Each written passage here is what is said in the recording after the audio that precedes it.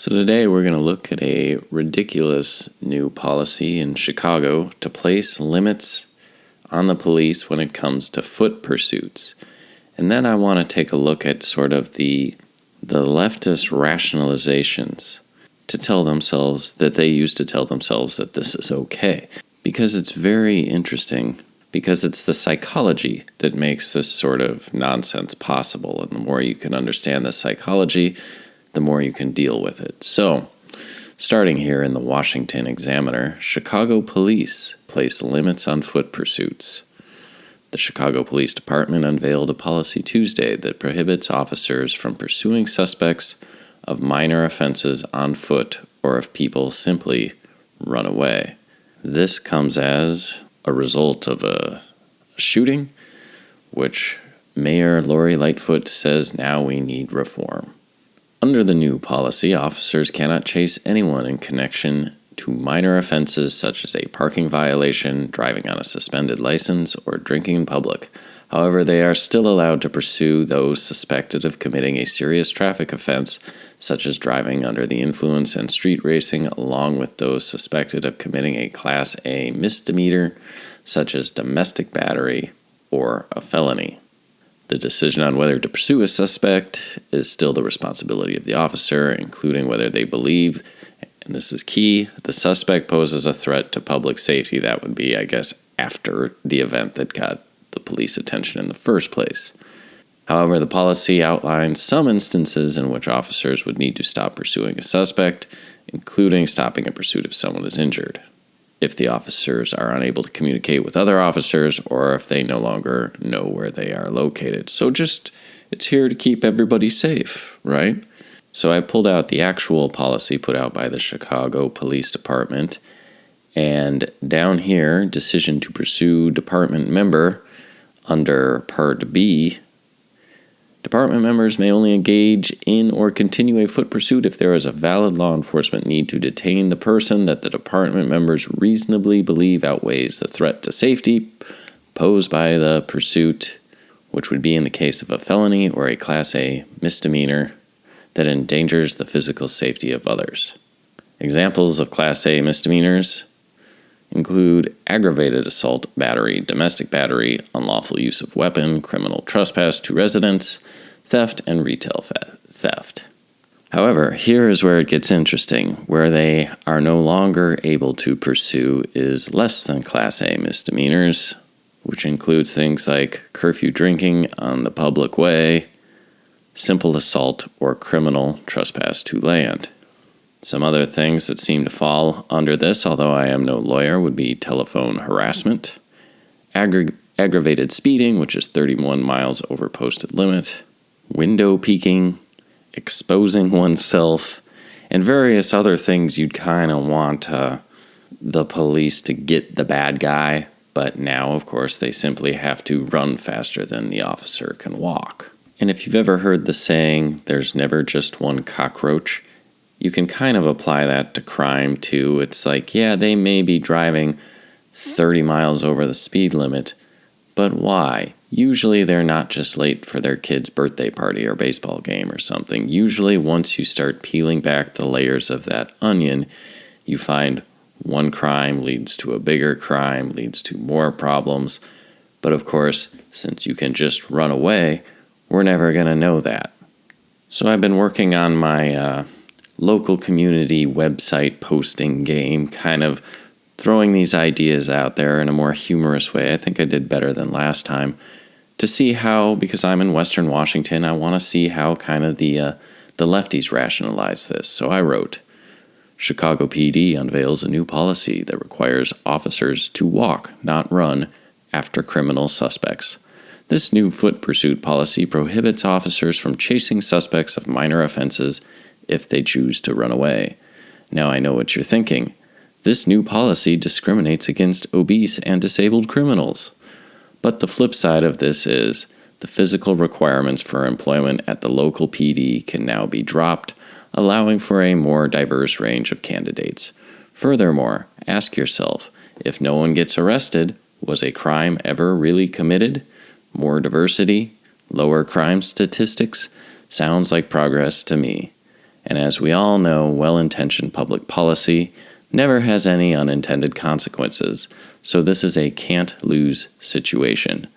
Challenge accepted, Chicago, I muse, as I sit here nodding approvingly, sipping my rum and coke, softly repeating to myself, crime is a problem everywhere, after all. Well, looks like I've had a bit too much to think. Nothing to see here, citizen. Move along. And that little saying, crime is a problem everywhere, that's a mantra I see on this site that local people are saying as we see the rural suburb area just get worse and worse. More and more break-ins, more and more robberies all of the time, some of them even escalating to the point of violence. And they just tell themselves, crime is a problem everywhere. You don't think the policies have anything to do with it. So, my first responder here, Mr. we'll say Gannon, officers may not start a chase if they are hurt. They are unaware of their current location, they are unable to communicate, or they lose their radio or gun. I guess this is his attempt to present this. Oh, wait a minute, I looked into it and it's perfectly reasonable. So I call out that he literally did a copy and paste job from the first search result when you look this up on your phone from CBS News, and I cite the actual policy. And I cite the part that dictates to the officer that they cannot pursue Class B or C misdemeanors, which would be simple assault, criminal trespass to land. And I tell them it's pretty interesting reading for those who get their information from primary sources rather than having their opinions manufactured for them. So he says, here it is from your link then. Same thing. Of course, he goes right to the talking points and not into the meat of the policy. So it's interesting to see that mainstream media filter that simply blocks out the concerning parts. What about petty theft? What about, say, stealing an old lady's purse and running away? Well, you can't protect those people anymore. You can't retrieve their property. So a guy named Tony comes along to own me. He says, I just read the policy. It makes perfect sense if you read it. Your Examiner article is just putting a right-wing kook spin on it. The object is to not escalate a stop for a broken taillight into a situation that ends up with someone being shot. It's just bringing police work and rules of deadly force more into alignment. Okay. To try and prevent a nothing stop from turning into a shooting. Chicago is not even in the top 10 cities with the most gun violence. 9 of the top 10 are red states. Well, first of all, Tony, that is a misleading statistic, which includes suicides. Take that out of the equation to actually look at real what people consider gun violence, and it paints a very different story. So I respond to Tony, not sure what is so difficult to understand about Class B or C misdemeanors, but it includes a lot more than broken taillights, which is a strange thing to run away from anyway. Then he tells me, not sure what you're talking about. The purpose of the policy is spelled out on the first page. It says nothing about what you are talking about. So you can put it right in front of them and they won't even see it. And then he starts sloganeering at me. You can see this, this is how a rhetorical thinker thinks. More MAGA manufactured outrage. He really liked my use of manufactured on the other guy, I guess. Like, what does this have to do with MAGA? So I go back to him and say, not sure what I'm talking about. It's right at the bottom of the second page of the policy that you said that you read. So how do they handle this? How does the average leftist handle it when in black and white you can call out both their lies and their ignorance? Well, he says, lol, my bad. 11 pages of policy and you are fixated on one sentence and extrapolating that sentence while ignoring the intent of the policy. Again, more MAGA manufactured outrage. The intent of the policy, dude, it's written in black and white. If the intent of the policy was not to shoot people with burnt out taillights, why not write that down instead? So I correct him. It's the 2 paragraphs, not one sentence. It's the 2 paragraphs that lay out the conditions to pursue or not. And that was the whole case presented by the article. The devil is in the details, my friend. So you can actually see the cognitive dissonance kick in even when they see black and white. This is what the policy lays out for foot pursuit. They hallucinate that they can read the minds, read the intent of those that wrote down the policy, and then switch right back to rhetoric where they're most comfortable.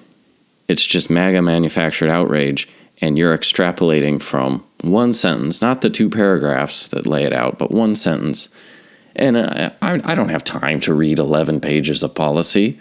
Just filter it for me, like the first guy. Just filter it for me and tell me it's okay. So it's this major psyop, it's this gaslighting, and this is the effect of these people that have been, well, blue-pilled. They have been thoroughly and completely blue-pilled to the point where they actually do the legwork of the policymakers that are pushing this madness on the rest of us.